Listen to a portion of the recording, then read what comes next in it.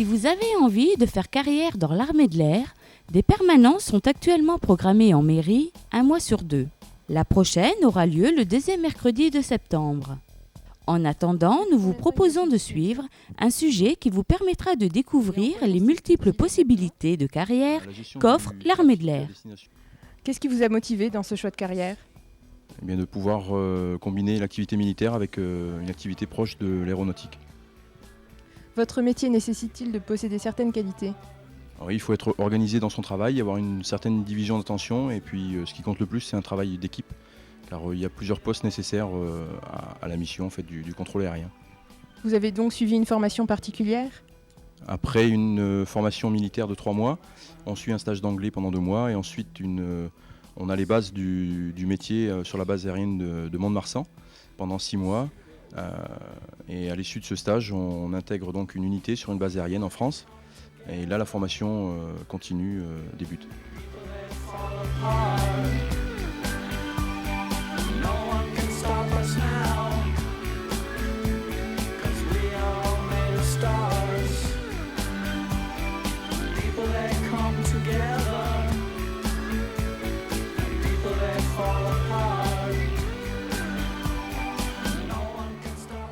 Avez-vous la possibilité d'être muté pour découvrir une autre base en France ou hors de France ? Oui, en moyenne, tous les 10 ans, en tant que sous-officier, nous sommes mutés sur une autre base en France. Quel genre d'avion faites-vous atterrir ? Sur la base aérienne atterrissent des avions de transport militaire, ainsi que parfois des avions de combat. Il y a également une activité d'avions de tourisme. Il y a un aéroclub qui est implanté à proximité de la base. Et nous assurons également, grâce à notre radar, les arrivées et les départs sur l'aérodrome de Metz-Nancy-Lorraine, l'aéroport de Metz-Nancy-Lorraine pour le transport de fret et de passagers.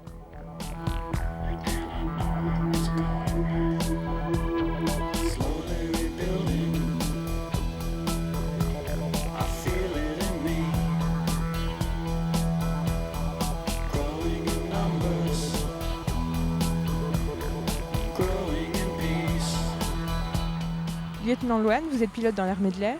Dans quelle unité travaillez-vous ? Je travaille dans le régiment de chasse 230 Normandie-Niemen qui est basé à Colmar-Meyenheim. Avec quel type d'avion êtes-vous venu ? Je suis venu avec un Mirage F1 CT qui est juste derrière moi. Cet avion est un avion à vocation assaut en mission principale et en mission secondaire en défense aérienne. En moyenne, combien d'heures faites-vous ? Le standard requis pour les forces françaises est de 180 heures de vol par an par pilote pour les pilotes de combat. Comment êtes-vous devenu pilote de combat ? Eh bien, il existe plusieurs filières pour rentrer dans l'armée de l'air et être pilote de combat. Vous avez une filière dite directe pour les gens qui font d'abord 2 ans d'école à Salon-de-Provence et qui ensuite rentrent pour une carrière longue dans l'armée de l'air. Et vous avez la carrière dite sous contrat qui s'appelle OSC et je suis issu de cette filière-là. Votre métier exige-t-il des qualités particulières ? Je dirais que la principale, c'est la motivation. Ensuite, et bien entendu, il faut des critères pour la formation qui sont notamment la méthode, la rigueur, l'aisance et l'adaptation. Mais quand même, la principale qualité, je pense, pour un pilote, c'est la motivation. Et des critères physiques aussi ? Alors, je dirais que les avions modernes aujourd'hui imposent des contraintes physiques non négligeables. Donc, il est clair qu'il faut avoir une hygiène de vie correcte et pratiquer le sport. Vous pratiquez beaucoup de sport dans l'armée ? Eh bien, nous avons au moins 2 séances de sport par semaine et ensuite c'est à la diligence, je dirais, des commandants d'escadrille et surtout de l'activité aérienne qui peut être fonction de la météo notamment. Mais en moyenne, on arrive à faire à peu près 5 heures de sport par semaine. À part les avions de combat, existe-t-il d'autres avions dans l'armée de l'air ?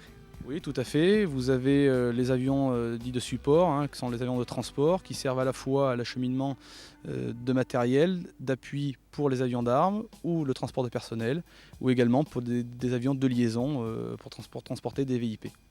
En avez-vous déjà piloté ? Pas d'avion de transport ni de support. En revanche, avant de piloter le Mirage F1 CT, j'ai piloté un Jaguar lorsque j'étais basé à Toul-Rosières. Est-ce que vous avez déjà eu l'occasion de travailler à l'étranger ? Oui, plusieurs fois, dans le cadre soit d'échanges internationaux ou dans le cadre d'exercices OTAN notamment, comme par exemple en Bosnie ou en Alaska par exemple. Pouvez-vous nous expliquer ce qu'est la patrouille de France ? La patrouille de France, c'est un petit peu la vitrine de l'armée de l'air, hein, c'est celle qui est le plus connue. Les pilotes qui rentrent à la patrouille de France en font la demande, hein, on n'est pas choisi comme ça par hasard, il faut en faire la demande. Et ensuite, ce sont les pilotes de la patrouille de France qui choisissent eux-mêmes ceux qu'ils vont prendre, sachant qu'il y a un renouvellement à peu près de 2 à 3 pilotes tous les ans.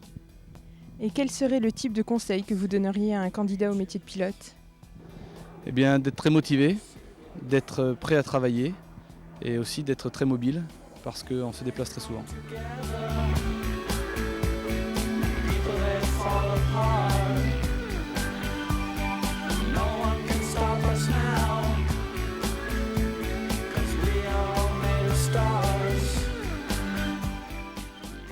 L'armée de l'air est une armée jeune, moderne, technique, qui offre aux hommes et aux femmes des métiers passionnants et de réelles perspectives de carrière. Pouvez-vous me dire quels sont les différents métiers que vous proposez aux jeunes susceptibles d'intégrer votre armée? Oui, l'armée de l'air propose près de 40 métiers, accessibles en fonction de critères d'âge et de critères de diplôme. Alors pour vous parler des métiers en premier, il y a les métiers qui tournent autour de l'avion, donc mécanicien avion, électrotechnicien. Il y a aussi les métiers de la mécanique générale, mécanicien auto, ajusteur, tourneur, fraiseur. Il y a les métiers du contrôle aérien, de la défense aérienne, de la surveillance aérienne, les métiers informatiques, du secrétariat, de la comptabilité, de la restauration, infirmier, infirmière également, métiers du renseignement, de la protection comme fusilier commando, conducteur de chien ou pompier. Et tous ces métiers donc sont accessibles à partir de tests et non par concours tout au long de l'année. Quels sont les critères demandés pour intégrer l'armée de l'air? Alors je disais en fonction de l'âge et en fonction des diplômes, alors le plus gros recrutement est celui des sous-officiers. Et donc lorsque on est titulaire du bac de l'enseignement général ou technologique et que l'on a entre 17 ans et 23 ans, garçon ou fille, il suffit de déposer un dossier auprès du bureau armée de l'air information. Et là, après avoir passé des tests psychotechniques et un petit test de sport, une visite médicale, eh bien, si l'on réussit, on intègre une école de l'armée de l'air pour y faire tout d'abord une partie militaire de 3 mois et ensuite un stage professionnel. C'est ce qu'on appelle une formation rémunérée qui débouche sur un emploi. Tous les métiers sont-ils autant accessibles pour les hommes que pour les femmes? Tout à fait, tout à fait. Dans l'armée de l'air, tous les métiers sont ouverts aux femmes. Et dernièrement, ce sont les métiers comme fusilier commando, conducteur de chien et pilote de chasse qui ont été ouverts au recrutement féminin. Lorsque on a un niveau de 3e à terminale, avec ou sans le brevet des collèges, on peut postuler pour un emploi de fusilier commando, de conducteur de chien ou de pompier à condition d'avoir le permis de conduire.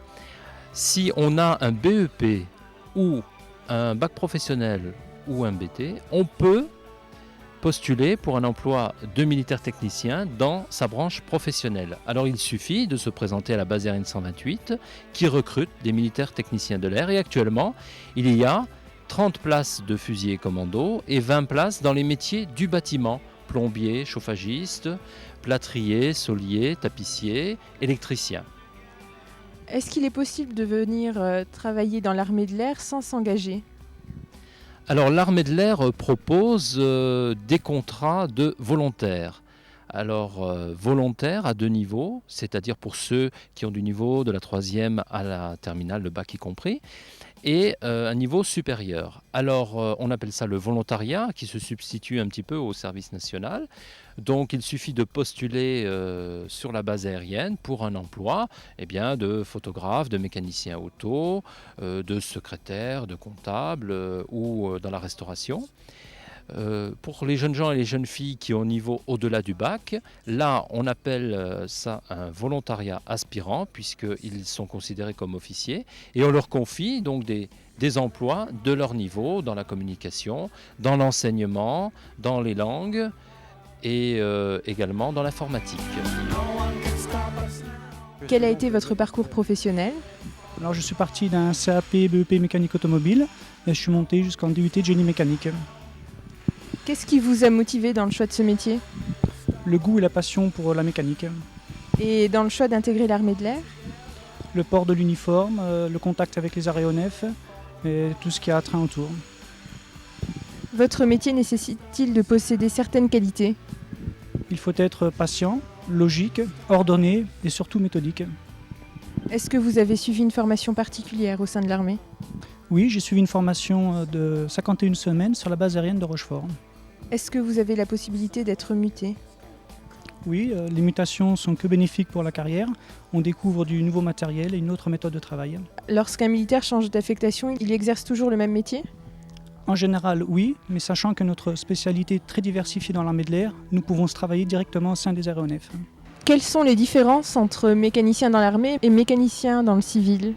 Le travail est beaucoup plus diversifié dans l'armée de l'air en raison du matériel des gammes tactiques, des véhicules poids lourds et véhicules légers.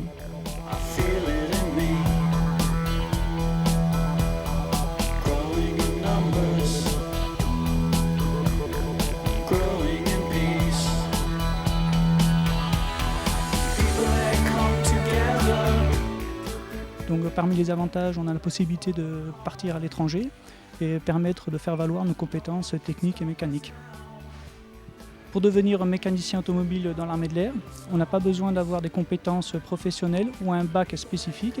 Un bac d'enseignement général suffit amplement pour être formé sur la base aérienne de Rochefort.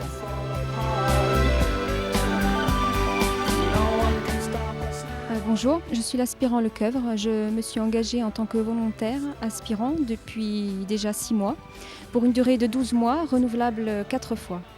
Je suis attachée au bureau des relations publiques de la base aérienne 128 de Metz, qui consiste à planifier et coordonner l'ensemble des visites qui ont lieu sur la base aérienne. J'ai toujours eu un attrait particulier pour le port de l'uniforme militaire depuis très jeune. J'étais également à la recherche d'un emploi qui demande disponibilité, rigueur, compétences. Et c'est toutes ces motivations, c'est tous ces points qui m'ont amené à m'engager dans l'armée de l'air.